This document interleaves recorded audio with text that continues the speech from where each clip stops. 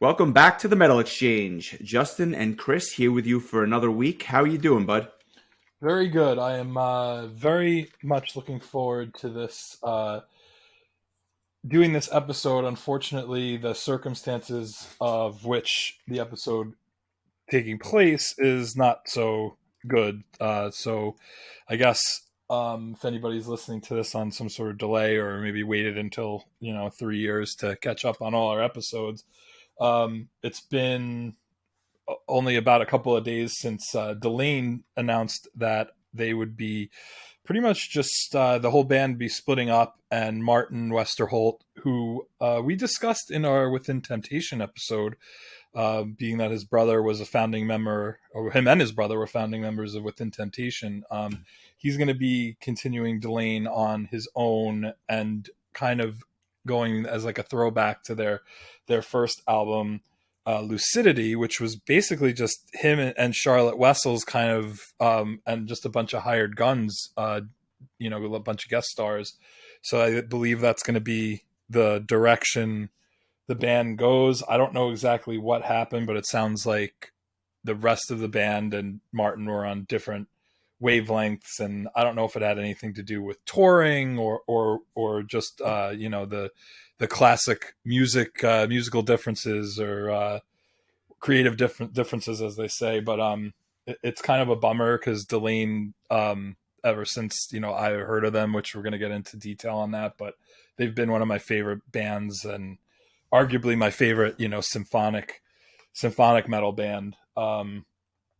Yeah, so yeah, that's kind of where this came from. So I had suggested that we would talk about Symphony X's 5 or V New Mythology Suite album, and we will cover that, and we'll kind of go over the updated schedule, if you will, at the end of the episode. But we decided, in honor of Delain, we would talk about what I would think is both of our favorite Delain albums, April Rain. Yeah, we called the audible because I've actually thought Symphony X was a great choice last week, and just so people understand what I wind up doing is after we record, usually Monday before we record the following week's episode, I usually start listening to albums.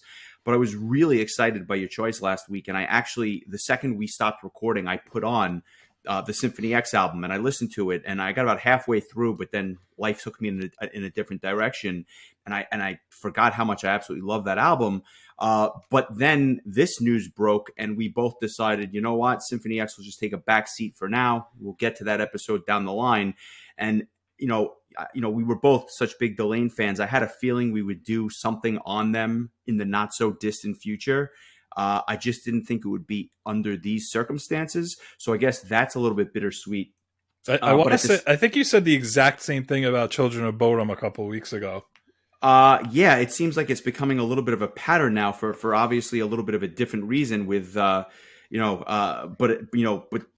seem like they're timely. So, I think we'd be remiss not to do them.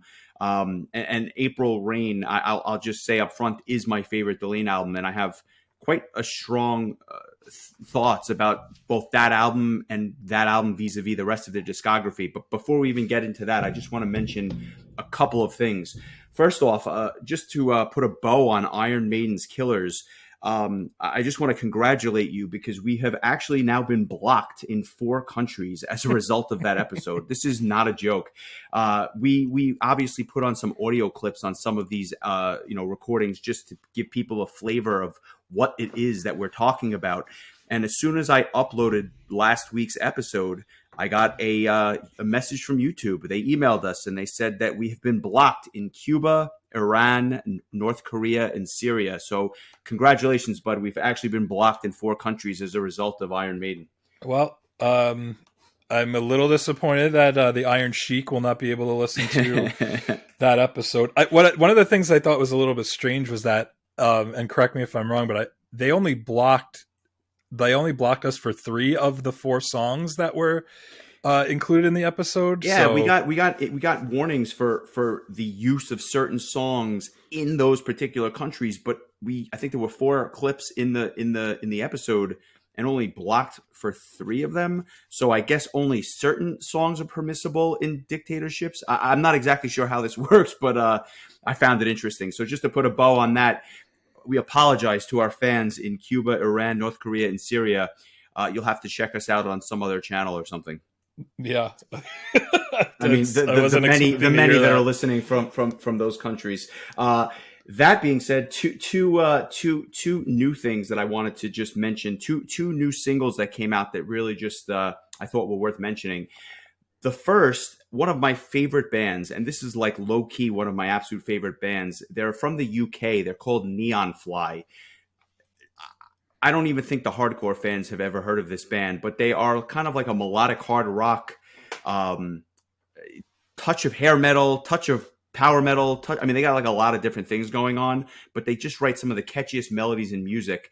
And their last album was about 7 years ago at this point, but they released a new single, which is actually a cover of Shocking Blues Venus, which was a song from now what? It's got to be over 50 years ago. But the reason I bring this up is this is in anticipation for an album which will be coming out later this year. So I'm extremely excited to hear some new Neon Fly material. And another band, which is in a genre that I don't think we've ever talked about here, which is more of like that post metal stuff. I am not a huge, or I was never a huge fan of post metal, other than the Ocean. I always kind of liked the Ocean, but I never really dove deep in the waters of any of the other post metal bands. But I heard another one this week that really kind of blew me away, and they're called The Crown. Not surprisingly, they're actually on Pelagic Records, which is the Ocean's label, and they came out with a song called Illumination. Really, really cool production, like dark, moody, just like really cool sound effects, and but yet like laden with hooks. Very, very interesting stuff. I recommend that everyone check that out. I'll certainly post that single during the week, and it's kind of a genre that I think I'll be checking more out of because as I try to find new music, it's kind of different, but I'm starting to really like it. So if you've never heard of The Crown, definitely go check them out. I know that you had shared the Neon Fly song with me the other day via YouTube, and really awesome cover. I thought. I did not know that the song was not originally by Bananarama, so I learned something new today. Yeah, apparently everyone's covered this track. I had no idea that it was, quite frankly, such a classic tune.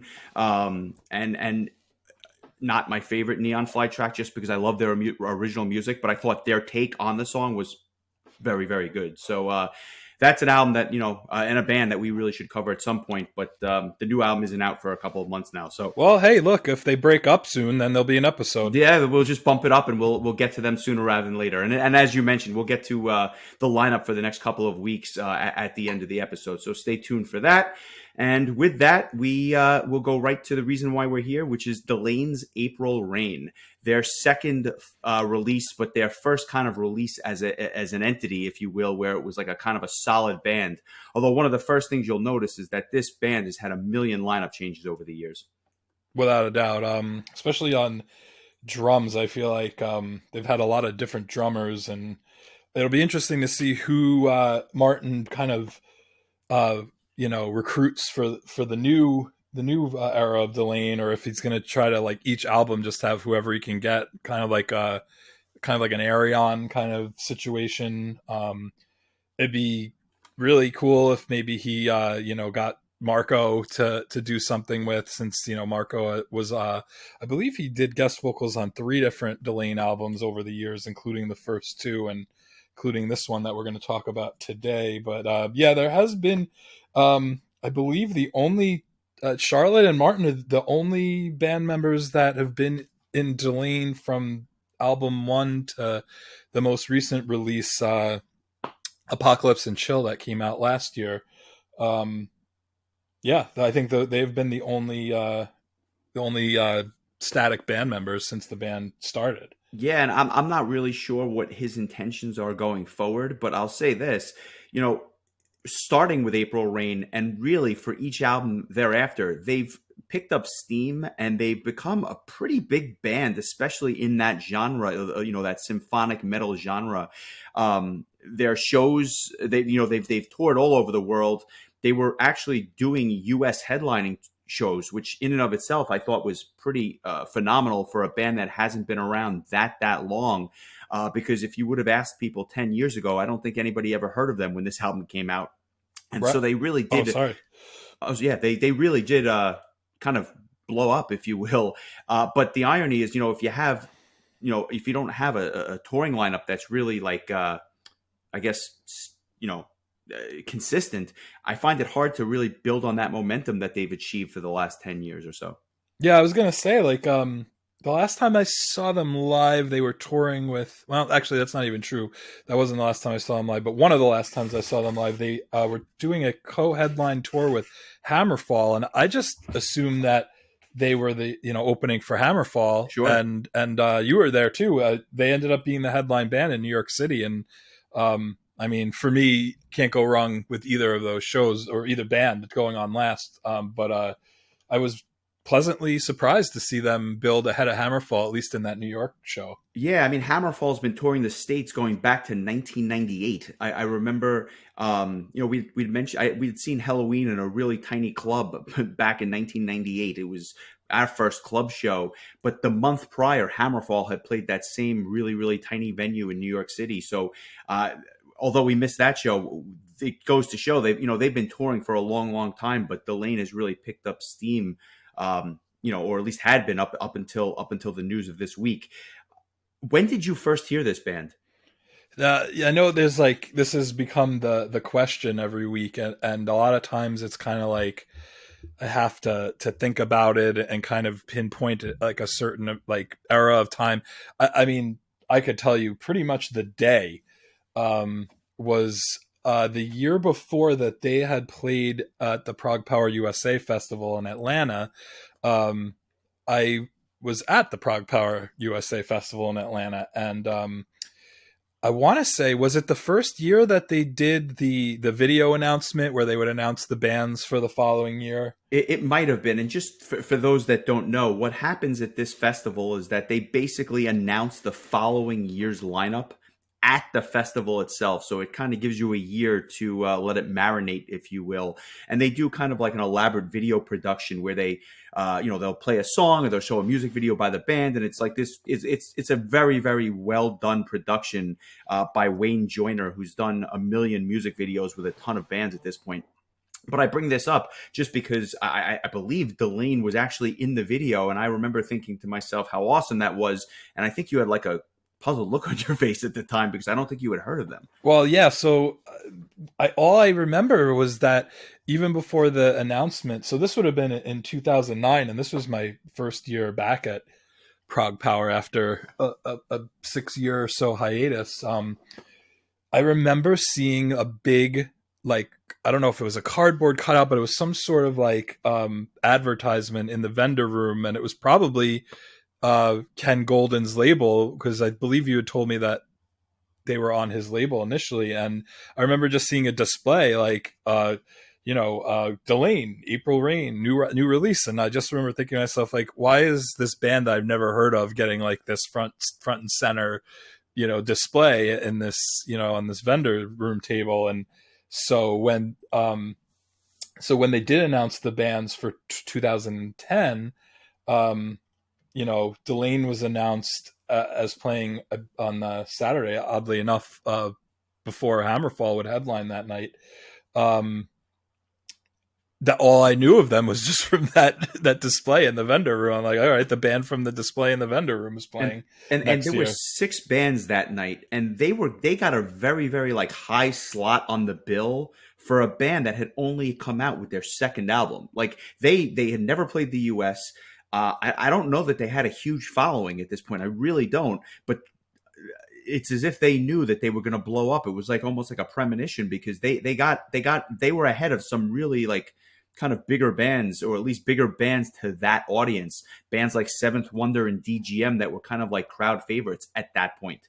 Right. I mean, my understanding is that promoter, Glenn Harveston heard those first 2 albums and knew that, there was something big coming, and he's usually has his pulse on that kind of stuff. I mean, think about him booking Circus Maximus before they even had an album. I think he just had his finger on the pulse, and he knew he had something good on his hands, and it's a good thing that he did at the time, because they wouldn't return to the festival again after that. That was their one and only appearance at Yeah, Prog Power. and to be fair, I'm sure Ken Golden did have something to do with it because he did put out the album. But that said, did you pick up Lucidity at the festival? Is that when you first picked it up? No, actually, what ended up happening was that I headed back home, and usually the first thing I do after Prog Power is I pop in that sampler CD that they hand out at the door every year, and the song "Virtue and Vice" was on that sampler CD, and I guess so. At that time, April Rain would have been out for. It came out in March of 2009. So by then it would have been about six months. It would have been out. So I remember hearing that song, and I played it over and over and over again. We might as well just cut the suspense. Is that your song of the week? It Because totally is. yeah, Yeah. I knew that was going to be your song of the week, because you haven't stopped talking about it for the better part of a decade now. Yeah, and if you sort my iTunes into like plays as how many plays like every song on my iTunes has gotten, it's actually the number one of every song that I have in my collection. I've played it according to iTunes 94 times. Wow, and that's more than like I'm surprised because with the Power Quest and the Green Day and the Pearl Jam and the Halloween, I'm surprised that it actually cracked the number one spot. Yeah, it's just because when I first had that song and I did not have any other material from the band, I was just so obsessed with it. I just listened to it over and over. I had to hear it like 3 times a day while I was working from home. Like, I just couldn't get enough of it. And you're talking about a time where I wasn't even really a big fan of or would even tolerate like death vocals. And this is one of the few Delain songs that has some death growls in it. And I didn't care. This song just hooked me. And, I would eventually pick up those 2 albums and just become a huge fan. I mean, both albums are fantastic. I give April Rain a little bit of an edge ahead of Lucidity, but um, when we decided to do this album, I went back and listened to both of them, just because to me you can't really listen to one without the other, in my opinion.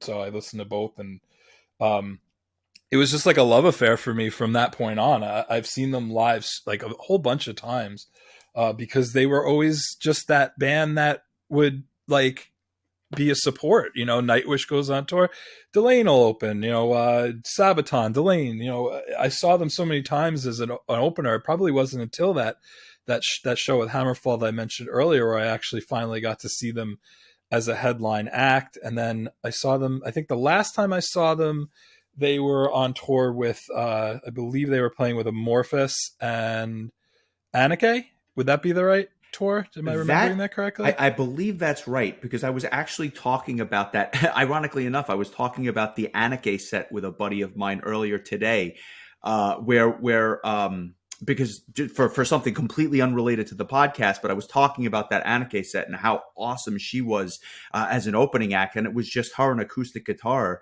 and it was awesome. And then Delain, I believe, took the stage right before Amorphous, if memory serves. But it was definitely Anake and Amorphous. I think they were the middle slot though. Yeah, I saw that show in I believe it was Clifton Park, which is like just outside of Albany, and it was sparsely attended, and it was actually really cool to see those bands with kind of a smaller crowd, a little bit more intimate setting, especially with Anake doing an acoustic set like that in front of I don't know, maybe like 100 people or so.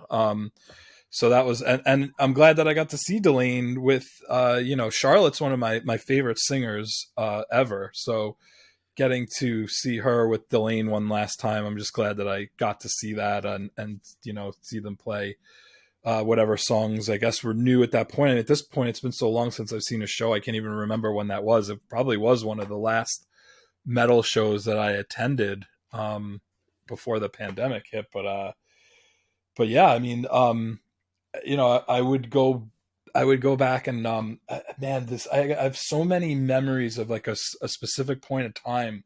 When I first moved to upstate New York, I would just listen to this album constantly. I remember like when I would head out to my friends for like a night of drinking, and as I was walking to their place, it'd be like a 10-minute walk, and I would put my headphones on and I'd always listen to the title track, and it would just get me so amped up just for like a night of partying and having a good time. Um and honestly, like I have so many fond memories of that set that they played at Prague Power. And, I'm glad I remembered this, because this was something I was thinking about all week that I wanted to bring up. And um, it's something I think about when it comes to a band like Delain, also a band like Amaranth, who we saw at Prague Power after they had only released one album. And, you know, uh, we were recently talking about, I forgot what band it was, just about how, like, if you want to see some deeper cuts when you see the band live, it's just not going to happen, because the a band wants to play a certain amount of hits for that casual audience. And I think it was, we were talking about Iron Maiden, as a matter of fact. And Yeah, the set lists are a little bit static over the years. Now, I'm not saying it's every time it's the same, but for the most part, you have static sets. And it's funny, I think I know where you're going with this, but I'll let you continue. well, I mean, it's kind of like, imagine if you got to see Iron Maiden on their Killers tour. You'd be seeing like the bulk of the songs would be from the self-titled debut album and Killers. And for us, like with Delain, they only had the two albums. They hadn't even really had new songs to debut from their third album, which really didn't come out until several years later in 2012.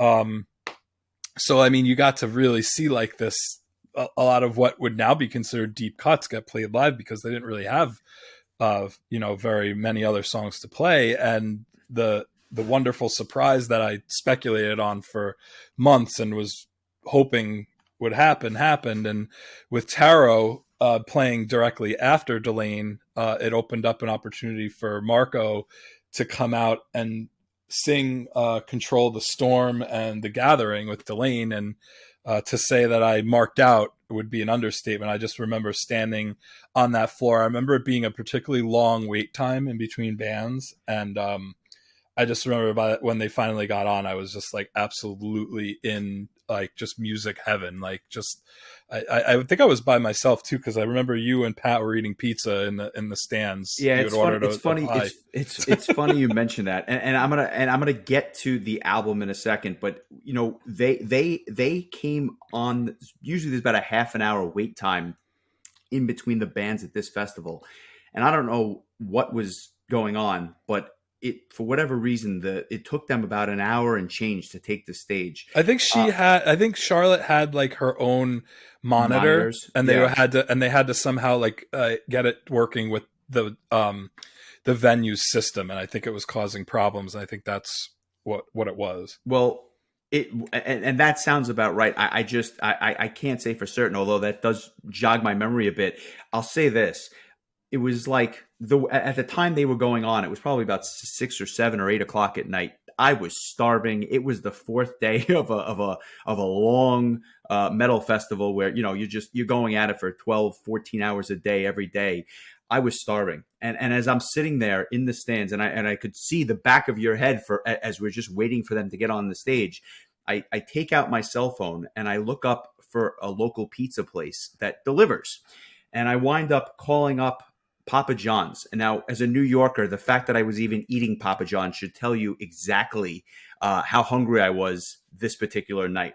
So I call up Papa John's and I say to them, "Do you deliver?" And their answer was yes, obviously. And then Armored Saint showed up. Yeah, well, that's a whole nother issue. But it's funny. I call up Papa John's and they say yes, and they say, "Where are you?" And I say, "I'm at the center stage in Atlanta." And they said, "What?" I said, "Just do me a favor. When your driver gets the center stage, call me. I will come outside. I will pay you, and I will take the pizza box from you." And that's exactly what happened. And sure enough, after about 20 minutes, I run outside, I pay the guy, I come in with a pizza, and Delain was hitting the stage. And there I am in the middle of this venue eating a pizza, watching Delain. And at some point, I think you turned back and I just raised the box. I think you texted me and you were just like, "Turn around," and I turned Yeah. around and you're just holding a pizza box over your head, and I just laughed. I was like, yeah, it's funny to think that was only the third time I'd ever been to Prague Power. But I mean, if I wasn't convinced in the 2009, the year before, that I wasn't going to miss another Prog Power again. Like this year in 2010, I was absolutely positive that it was.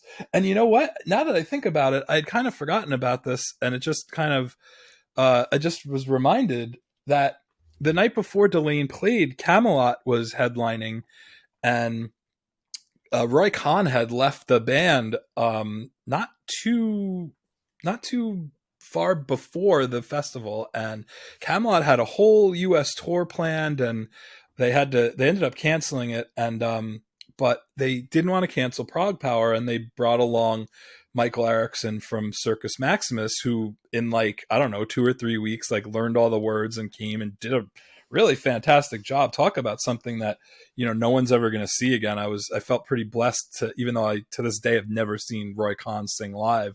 I did get to see this super cool set of like Michael Erickson singing Knights of Arabia with Yeah, Camelot. yeah, yeah, And, yeah. That's definitely, and definitely. since Charlotte was in the house, she came out and did The Haunting with Michael Erickson, since Simone wasn't there, and obviously Khan wasn't there, and it was like, where else were you going to see Michael Erickson and Charlotte Wessels do the duet of The Haunting with the rest of Camelot? It was a pretty special moment, I thought. Yeah, to say it's once in a lifetime is an understatement. It was I had not to go off on a real tangent here, but I had been blessed enough to see Camelot with Khan a couple of times, and then obviously I've seen them since then. Um, you know, as they've kind of changed directions a little bit, but that particular show just stood out to me because it was just so unexpected and quite frankly so professional of them to actually play the show. You wouldn't have realized that he wasn't a full-fledged member of the band because Erickson just did a fantastic job that night. And I was kind of surprised that they didn't actually choose him to be the vocalist going forward just because of how awesome he did. Yeah, I mean, maybe they did and he didn't want to do it. Who knows? But I mean, Certainly possible. everybody was on point. I mean, even Elise and Jake from Amaranth. Amaranth wasn't might not have even been a band yet, or they hadn't released their first album yet, but they did some guest vocal spots. And Tommy from Seventh Wonder, which I think Glenn calls it his audition, Yeah, was yeah. also sang a song. I believe he sang Eden Echo. So So I you mean, could say that you were at Tommy Karavic's first show with Camelot, so to yeah, speak. and Michael Erickson's last show with Camelot and his first one. first and only. Yeah, But it's funny. We get back to Delain for just 1 second. When I actually first heard them, on Lucidity when it first came out, I remember getting that album. In close proximity to its release. And I have to be honest, I always thought it sounded, and not surprisingly, like an extension of that old Within Temptation sound. And I loved it, obviously. But as much as I enjoyed it, I thought it always lacked a little continuity just because I thought that there were guest spots all over the place. And I just thought it was a little all over the place. So I thought that while the songs themselves were fantastic, I didn't love the album as a whole. But then when I heard April Rain, I said to myself, this is something special because of every single song. And I'm sure we'll get into it in a little bit greater detail now. There's not a bad song on April Rain. And for the most part, every song is fantastic. I mean, there's one or two that are a little bit behind the pack, but for the most part, every song is amazing. yeah, I couldn't agree more. On Lucidity, Charlotte was kind of like their session vocalist, but you had Marco did guest vocals. You had Liv Christine from Leaves Eyes at the time did one of the songs. Sharon from Within Temptation sang one of the songs. So there, I think I agree with you that there wasn't as much continuity on the album just because it was kind of like, here's a song, here's a guest vocalist, here it goes. Not to say, I mean, you have some all-time classics on that album, especially The Gathering, which is arguably one of my all-time favorite Delain songs. But yeah, this is definitely more of a focused effort. I think it flows better. I think that the songs are by and large they're short, they're tight, and they're just catchy as hell. I mean, the album is just full of hooks, and because of the way that it flows, and I guess whatever Martin was focusing on when he wrote these songs, combined with Charlotte's fantastic lyrics for what they are, this to me was an absolute home run, and it just starts off with just. I think the song "April Rain" is not only a great opening track, but it has killer. You saw right away that they had upped the production tenfold on this album. Well, yeah, without a doubt. That was the first single as well, and they recorded a lot of music videos around this time. They recorded, I know, at least two with Lucidity, and I want to say two or three with April Rain. And April Rain was, I remember the video vividly because they're it's raining and they're playing on a bridge, and I'm sure we can post that video during the week for sure. But yeah, that it's such a great way to just open up the track. I mean, it starts out with like this really willowy kind of piano solo, and then all of a sudden the guitars come in, and it's just kind of like Delain saying like, "All right, it's on now. Like let's do this." Yeah, yeah, and it's right away. I think you can see that they're going in a little bit more of a pop. Well, I'll say a lot more of a poppier direction on this album. It doesn't have that like more of that gothic vibe that the first album did, and some of the old Within Temptation stuff did. Here, it's almost like pop metal in the sense that like I don't know, it's just very very accessible and maybe not the most complex music, but at the same time, it's so catchy and so almost formulaic, but not in a bad way, in a good way, almost formulaic that it just right away the songs just stay with you forever. Even Oh, I see what you did there. yeah, it was a terrible joke, but you go right into that second track, which is amazing and it's funny because April Rain and Stay Forever, the two first tracks on the disc, are probably the only ones that they even go near live today, or at least on their last bunch of tours. They just kind of stopped playing the rest of the album, which, and you mentioned it earlier, when we saw them back on this tour, they played 7 songs off the album, which was fantastic. And to go back in time, I wish I could hear it again, because slowly over time they just stopped playing most of the songs from this disc. Right, yeah, for sure. I mean, part of it is because, I don't know that they've done Control the Storm all that often unless, Marco was there to perform it. I know that they did a bunch of special shows, I guess while Nightwish was not touring, which is not often, but Delain was able to schedule some shows in Europe that Marco could tag along with, and they could play some of those songs. He also did a couple of songs on one of the more recent releases. The name escapes me at the moment, but he does guest vocals on 4 songs on the first 2 albums, so it kind of gave them an opportunity to perform those songs again with him. But yeah, for sure, like yeah, like another, like a great song like Start Swimming or Virtue and Vice, like I mentioned before, On the Other Side. I mean, like every song is really good, but yeah, like all the times that I've seen them live, these are all songs that I either have never seen or only saw that one time at Prague Power when they only had the 2 releases. And I'm actually going to pull up that set list because I'm just curious what songs they did play from this album. Clearly I didn't do my homework here, but yeah, so they played, yeah, like you said, 7 songs. They played, Go Away, Nvidia, Nothing Left. I mean, these are songs that, like, They don't touch anymore. yeah, I mean, who knows what happens now, now that the band's kind of hitting the reset button. But it is kind of cool to look back on that and be like, wow, we saw these songs live. I wish there was a recording of it because I would love to hear it. Yeah, I'm with you there. What stands out to me more so than other, a lot of bands will front load an album because they want the more memorable tunes, if you will, to be those first couple of tracks, so that people kind of stay with the album, or at least they hear those songs that they want people to hear. And I'm not saying that April Rain and Stay Forever aren't great tracks. They're fantastic. But what really stands out to me is the depth of this album, because my favorite tracks are towards the middle of the album. You mentioned Virtue and Vice. Fantastic song. But my number one song off the album, and you just said it, was Start Swimming.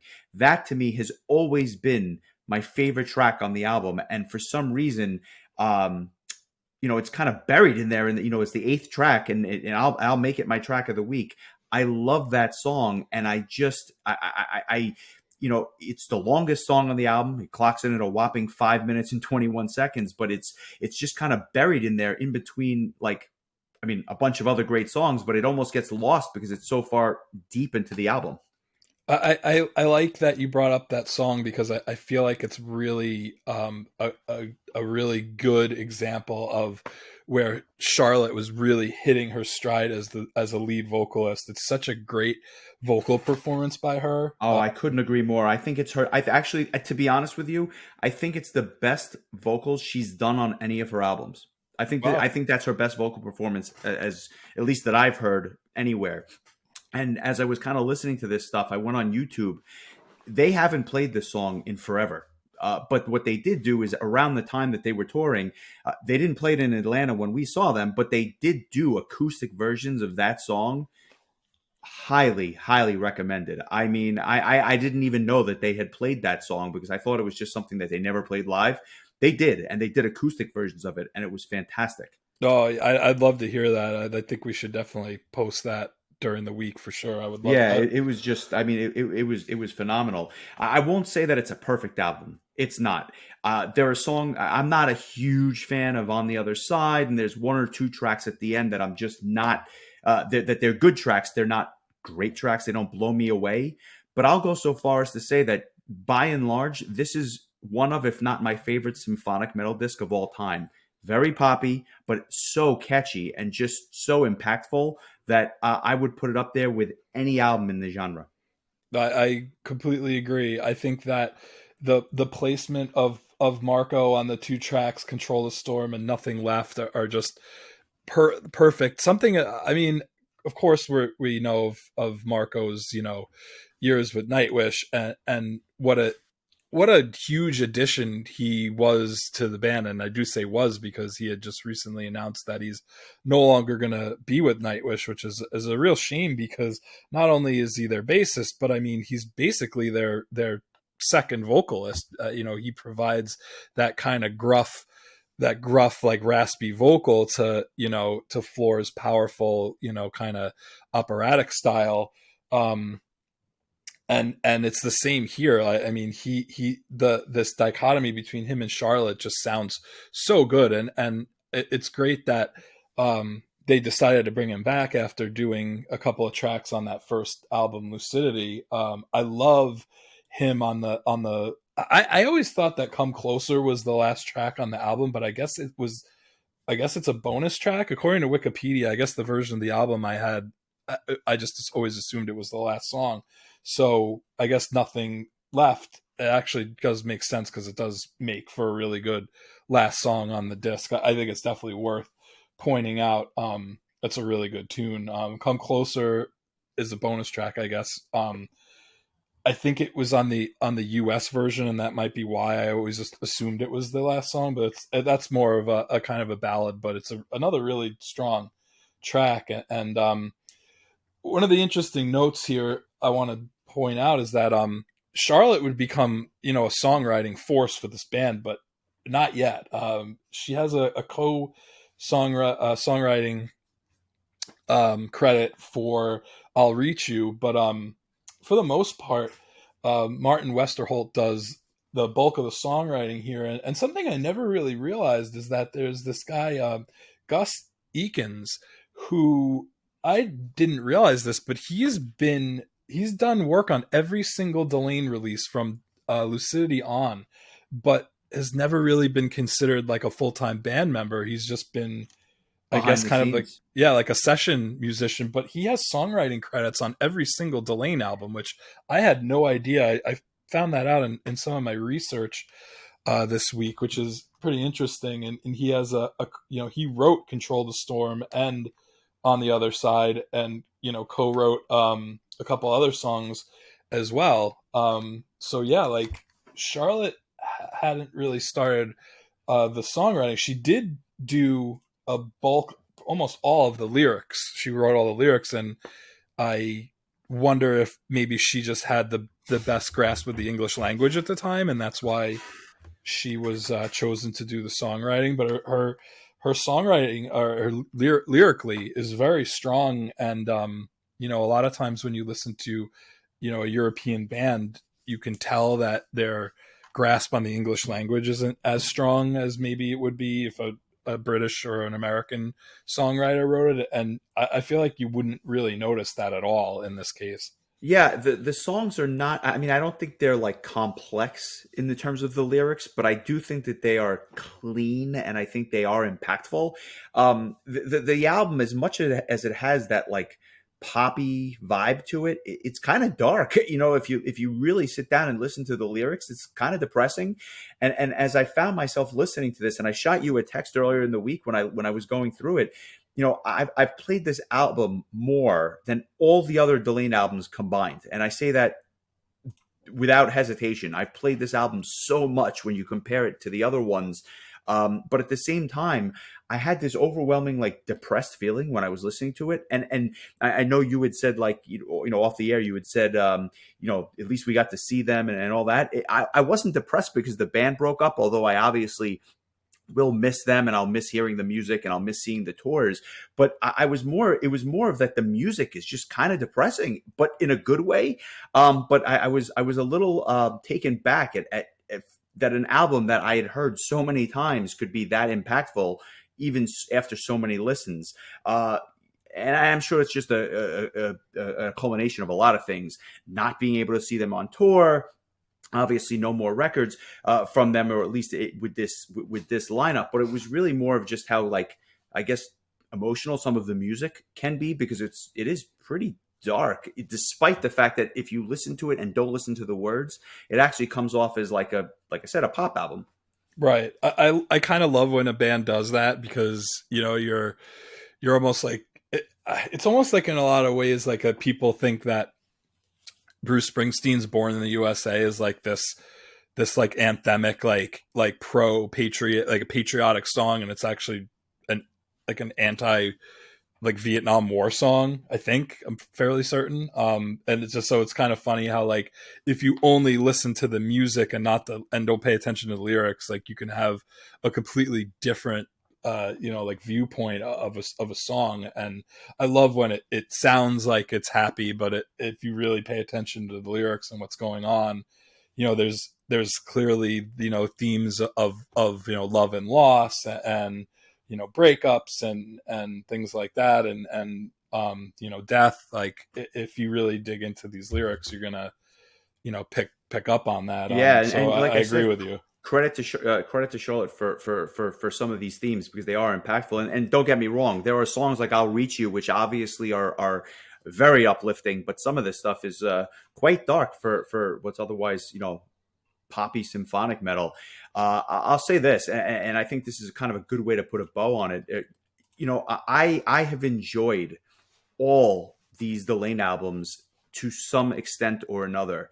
We Are the Others, The Human Contradiction, Moonbathers, and the last album, Apocalypse and Chill, have all been good, but I don't think that they have come even close to this particular album in terms of the pantheon of Delain records. I thought that the last album, Apocalypse and Chill, was by far the best effort since April Rain, and it didn't even crack my top 50 from last year. So that should tell you a little bit about, I guess, what I've thought about their more recent efforts.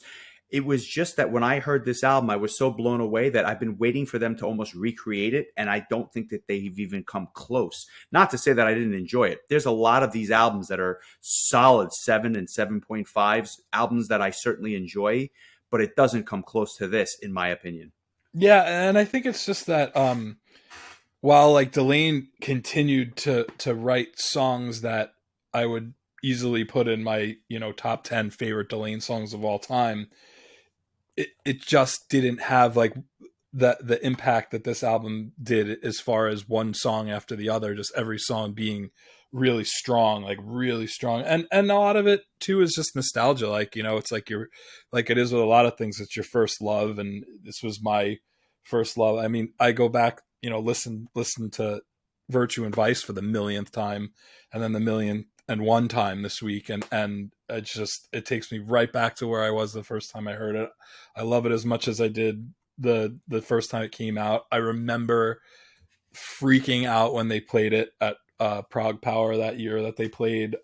So it's my favorite Delain album as well, and I totally agree with you that their last release was fantastic. And I will say that the song "Masters of Destiny" is arguably maybe the top three favorite Delain songs ever for me. But yeah, like this was just the one to beat, and they haven't been able to beat it yet, as far as I'm concerned. With that, Not what for do lack you of trying. listen? And like I said, I'm not knocking the rest of the catalog. I think this is their magnum opus. What do you give this on a scale of 1 to 10? Yeah, for me, it's a 9.0. Like just like you said, it's not perfect, and I felt like it was a little short. But I mean, overall, it's fantastic. I don't know if I could push it into that kind of like rarefied air of 9.5, which is I think what I gave Oceanborn by Nightwish. But I mean, it's pretty damn close for me. So I feel pretty confident in giving it a 9. Yeah, I'm with you. I gave it a 9 as well. And like I said, it's if you like symphonic metal and you haven't heard this album, you are doing yourself a disservice. And if you are a Delain fan but only got into them recently and never checked out the back catalog, do yourself a favor and listen to this album from start to finish. Don't just listen to the 2 tracks that we recommended, just because it's that good. And I would put it up against anything in the genre, because it's so consistent all the way through. And I think the only reason it feels short is because, again, they're not writing 8 or 10 or 12 minute epics. The songs move, you're in, you're out, and you go to the next one. But there's 11 gems in a row, and quite frankly, you mentioned "Come Closer." Even the other bonus track, "No Compliance," a fantastic song. So it's if you can track those down, you got 13 fantastic tracks in a row, and it just moves. It's going to feel like 15 minutes, even though it's probably closer to 45. Yep, I couldn't have said it better myself. I believe no compliance was from Lucidity, and this was the version they added the version with just Charlotte on vocals Correct. as a April Rain bonus track. I want to say that was it was either the song Sharon or Liv Christine sang Yeah, on. that's right. It was the fourth track on Lucidity, but it was just a different version. But it's something that, like, it gives it a new flair with Charlotte's vocals, and there's just something so smooth and uplifting about her vocals that I can't even describe it. I think she's a fantastic singer and actually wildly underrated in the genre. Yeah, I definitely want to just say that to everybody that's myself included that was disappointed to hear the news about the band. Charlotte Wessels is not going anywhere, and I think we're going to be hearing from her for a long time. She's a fantastic talent. She's got an amazing voice, and she's wonderful to watch in a live setting. She has she's always like she smiles. She's just is very engaging with the audience, and She's also gotten a lot more comfortable through the years, because I'm not going to say that she didn't seem comfortable back in 2010, but if you watched her on the last tour, she just seems like she's got a lot more stage presence and confidence about her. At least that's the impression I got. right. Well, you also have to figure, she's in her early 20s when Delain starts. So she's young, and I just was thinking to myself, like, it stinks that I'm not going to be able to hear Charlotte sing with Delain live anymore. But I know that Charlotte right now has been doing like a Patreon and recording songs on her own to send out to the fans. But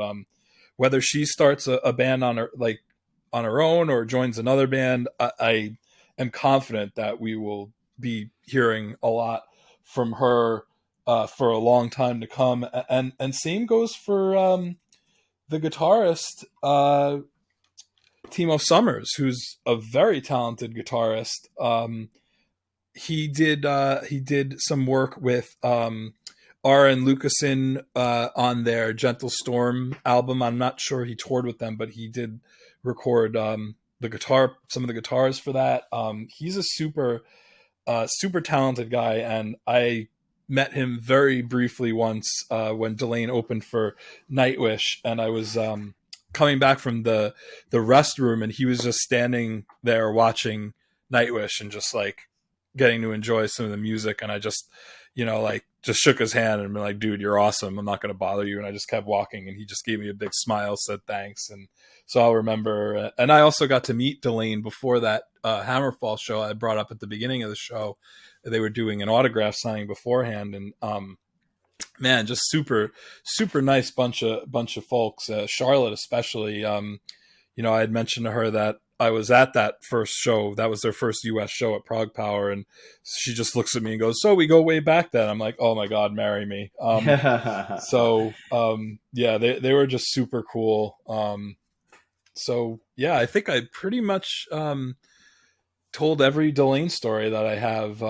But yeah, I mean, I'm glad that we got to discuss them. They're a band that deserved a long form discussion, and like you said, I mean, it probably wouldn't have been too much later that I would have probably one of us would have recommended reviewing this album. It just came a little sooner due to the circumstances, but this will always be an all-time favorite of mine, and they'll always be an all-time favorite band of mine. And I'm excited now that kind of the shock's worn off. I'm excited to see what Martin does next with the band, and I'm excited to see what the former members do. And I'll mention also Otto, the bass player, is just such a blast to watch live. Just one of those guys who just looks like he's having the time of his life. They were always just a very visually impactful band, and I know we've discussed like how disappointing it is sometimes to see a band like this and to have like pre-recorded keyboard parts, and the fact that you always had Martin doing those live keyboard parts and really doing the music justice. I've seen Delain at least 5 times, and I don't think I could say I've ever seen a bad Delain show. Yeah, I think that those live keys often separate certain bands, and I understand that the desire to kind of pipe those in for bands where the keys are maybe not as prevalent, or just because it's one less person that they have to bring out on tour. But I think that that's what separates their live show from other live shows. But other than that, I completely agree. It's very well said, and I can't believe that it's when one chapter closes, I guess other chapters open up. So maybe the best is even yet to come. We just haven't heard it yet. Right. I mean, I always try to look back and think of like, of all the heartbreak that, a band like Halloween has given us with seeing guys like Kisk and Kai and Roland and Uli leave the band. I mean, at the end of the day, you ended up with Gamma Ray and Unisonic and Master Plan. And there's just, sometimes you just have to kind of understand that like, you're letting more creativity kind of flower and blossom into more cool stuff to listen to. And so now we have something exciting to look forward to from both Charlotte and Martin and the rest of the band, whatever it is that they do. I mean, who's to say maybe everybody that left Delain is going to start a new band and they'll just find a new keyboard player and just continue on. Maybe Meryl Bechtold will rejoin the band. She was a blast also to watch, having that extra rhythm guitar work, and super cool just seeing a female guitar player up on stage in a metal band, which you don't get to see too often. Shout out to Simone from from Voyager. So yeah, I just think all good things to come from all these members, former and present, of Delain. So I hope we did the band the justice they deserve with our little discussion today. No doubt about that. The best is yet to come, we hope. So, with that, we're going to pivot to next week, which is the first episode in March. And like we said, we've been getting requests in rather frequently. So we appreciate that. We ask you to keep them coming. But why don't you tell everyone what we're going to be doing next week by request? Well, I mean, I always kind of figured that close friends of ours would request stuff, and they have, and we're definitely going to get to those. But just to be fair, we're going in the order in which these requests come in, and I didn't think that so quickly we would actually have a band, or at least a member of a band, come to us and say, "I'd love to hear what you what you have to say about one of our albums, and sure enough, that happened, and I have to say, I'm gonna have plenty to say about the band itself, but um, we're going to talk about a recent release, which I believe we've only done once so far with Amaranth, and we're going to talk about Vanishing Point, the band from Australia. Their release from last year, Dead Elysium, which I had fairly high on my list of my favorite albums from last year.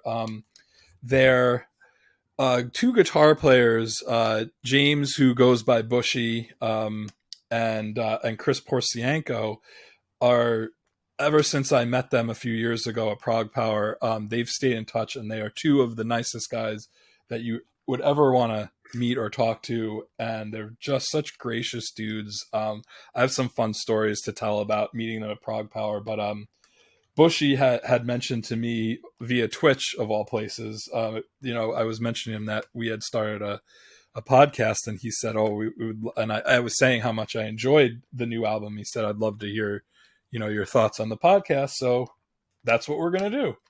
By request, it's going to be the new Vanishing Point album, which was in my top 50 as well. So right off the bat, spoiler, we liked it, but we'll get into more detail about obviously that album and some of the back catalog as well, by request from the guys in Vanishing Point themselves. So I look forward to that. But without further ado, I will sign off now and just say that we hope we did Delain justice, and we look forward to Vanishing Point next week.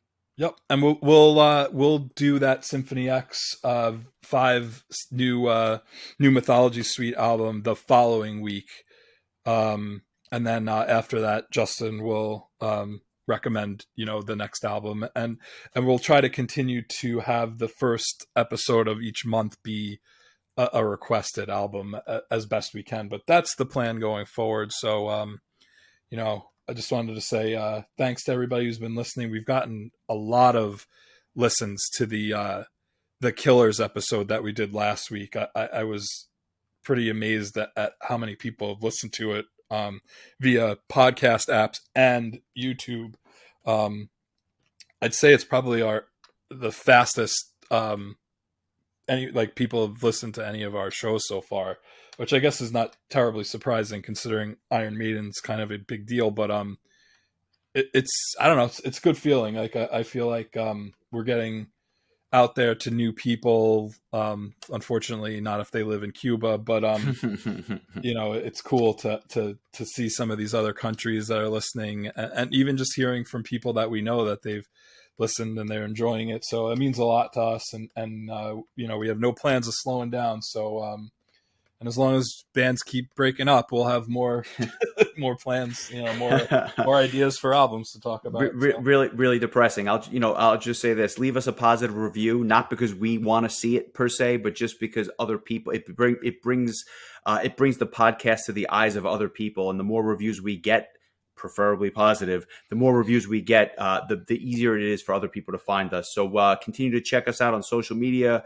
We post our stuff, on the regular, and we look forward to bringing you the new Vanishing Point next week. Absolutely. So just want to wish everybody an awesome week, and take care. Stay safe, everyone. Take it easy.